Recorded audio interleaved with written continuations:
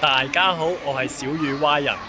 今日咧帶大家嚟到一個好特別嘅地方，呢個地方就係肇慶嘅廣陵縣古水鎮。咁嚟呢度做乜嘢呢？你見到我身後咧都有好多唔同嘅小學生喺度啦。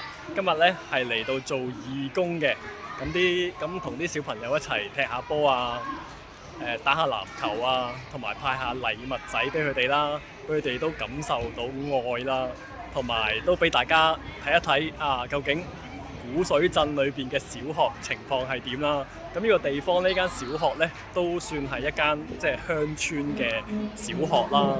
咁其實佢哋出去即係端州區呢，其實都好遠㗎。咁啱啱即係開車過嚟呢，喺端州區開嚟呢個廣陵縣呢個地方呢，其實都要2個鐘頭嘅。咁事不宜遲，帶大家睇下現場嘅情況先。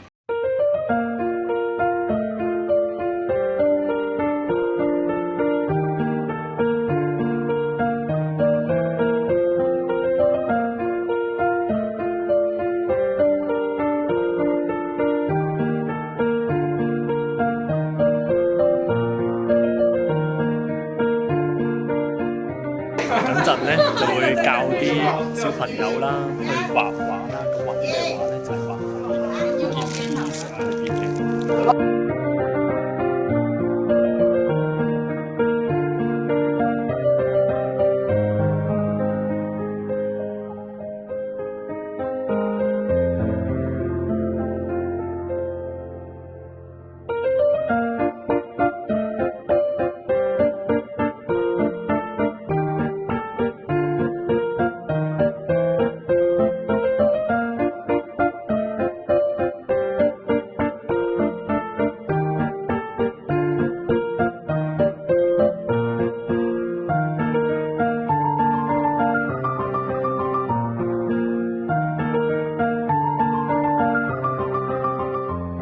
我後邊呢排圖書呢，咁其實呢啲學生呢好早翻嚟啊，就會坐喺我後邊呢個凳嗰度睇書啦。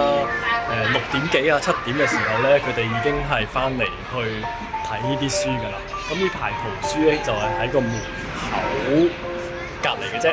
咁啲學生呢入嚟嘅時候呢，咁就會坐喺呢個綠色凳裏邊睇呢啲書㗎啦。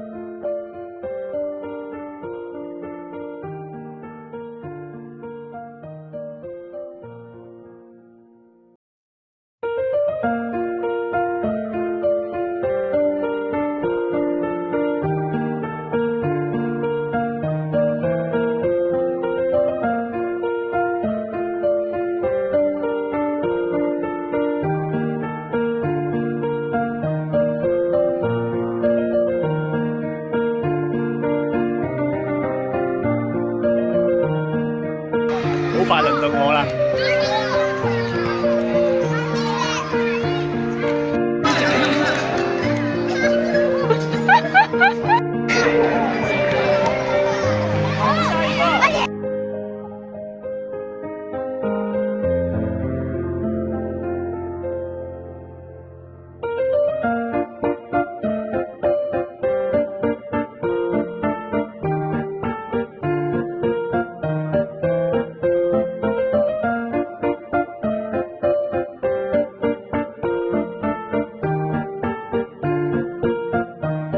其實呢間學校嘅學生最缺乏啲咩呢？其實最缺乏呢就係陪伴啦，因為佢哋嘅父母啦，通常都會出翻去啲大城市度打工，咁就留翻啲小朋友喺度啦。咁同埋呢，你會見到即係呢度嘅老師呢，願意嚟呢個城鎮嘅老師呢，真係少之又少嘅。咁其實喺佢哋呢個年紀裏邊呢，最重要呢，就係陪伴佢哋成長啊嘛。咁其實喺即係嚟到服侍嘅當中咧，都有少少唔開心嘅，因為見到班小朋友，如果冇一個好正面嘅老師或者家長嘅教導咧，咁其實真係好容易學壞嘅。咁我哋即係出一點綿力啦，就過嚟探下佢哋啦，希望佢哋都感受到愛啦。